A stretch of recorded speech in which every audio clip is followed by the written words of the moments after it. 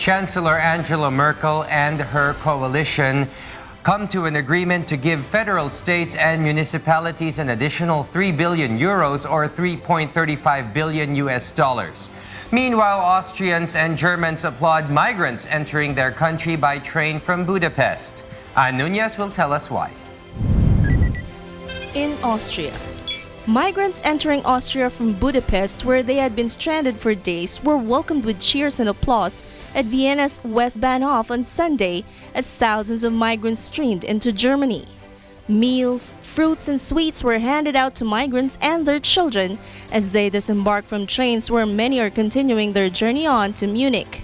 Austria and Germany have thrown open their borders to the wave of refugees making their way north and west from the Middle East, Africa, and elsewhere. Hungary has been letting the human tide move on after holding it up for days. In Sweden, around 15,000 people braved the rain to attend a demo in central Stockholm on Sunday to say refugees welcome in Sweden. The protest was inspired by similar events in Germany and Austria. Speaking at the event, Prime Minister Stefan Löfven said the image of 3-year-old Aylan Kurdi, who drowned as his family tried to reach Greece, had moved many, and that sorrow had to be turned into action.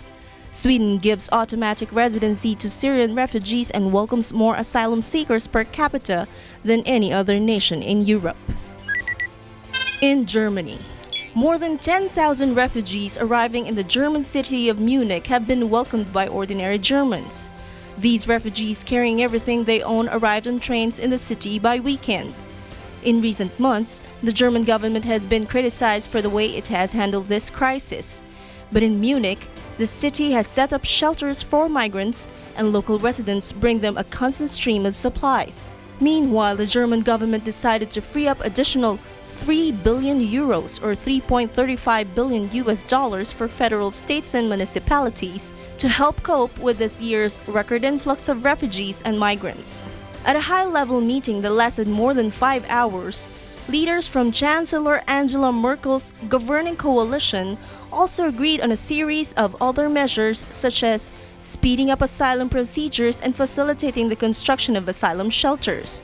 Merkel's decision to allow thousands of refugees stranded in Hungary to find a new home in Germany has caused a rift within her conservative bloc with her Bavarian allies, accusing her of sending a, quote, totally wrong signal, unquote. And Nunez reporting for Wine News.